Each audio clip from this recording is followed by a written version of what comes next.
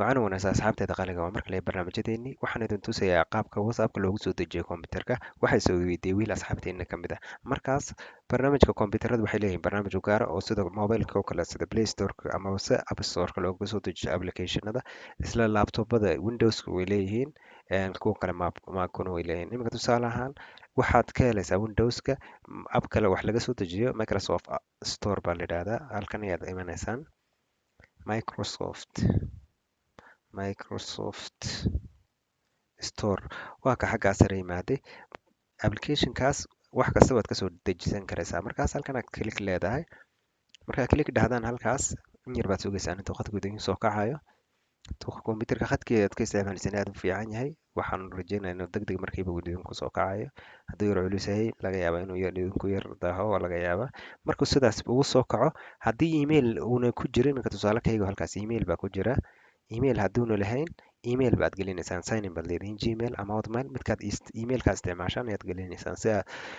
applicationka aad ugula soo degtaan halkan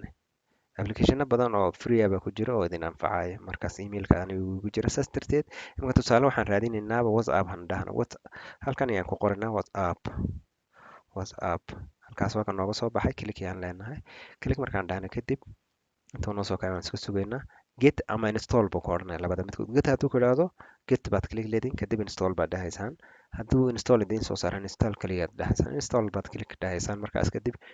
markaas saas ugu dhafataan kadib wuxuu bilaabayaa inuu download gareeyo applicationka inuu download gareeyo iyuu bilaabaya waad iska yar sugaysaan intuu maxaa la yidhaahdaa uu idiin shaqaynayo uu idiin soo degayo maahan barnaamij saas u weyn maaha megabyte badan male downloadingkii waa ka uu noo bilaabay imika tusaale waa kaas halkaas aad buuba u wadaa maxaa la yidhaahdaa waa 159.2 megabyte aad buu u download garaynaya markaas sidan ayaad u yar sugaysaan in yar wax yar baad sugaysaan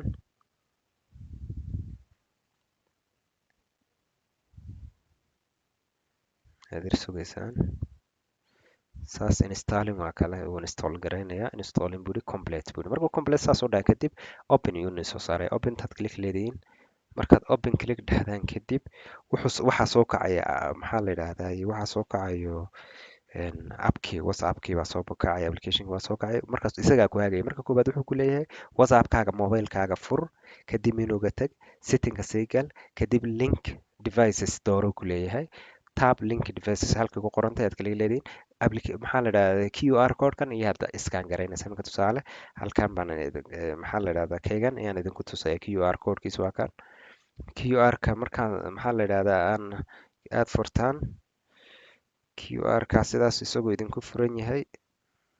waxaad sameynaysaan whatsappkaad soo kicinaysaan halkaas waxaad galaysaan saddexda gees ee dhanka midigta hoos ayaad soo degaysaan halkaas ay ku qoran tahay link devices ayaad click leedihiin markaa kadib halkan link device halkaas ay ku qoran tahay aad click leedihiin kadib use mobile data haddaad mobile data isticmaalaysiin mobile dataga isticmaal haddaad wifi isticmaalaysiinna isagaa maxaa la dhahaa automatic ugu xidhayba oo soo kicinaya click baad leedihiin markaa click dhacdaan kadib halkan ayaad sidaa ugu sawiraysaan saa markaad u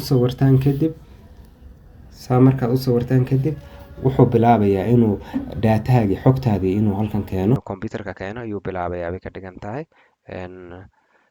computerka inuu keeno ayay ka dhigan tahay imika xogtaydii organizing messages buu leeyahay fariimahaygii ayuu keenay bay ka dhigan tahay imika saas fariimahaygii oo dhan yaa saas usoo maxaa la yidhaahdaa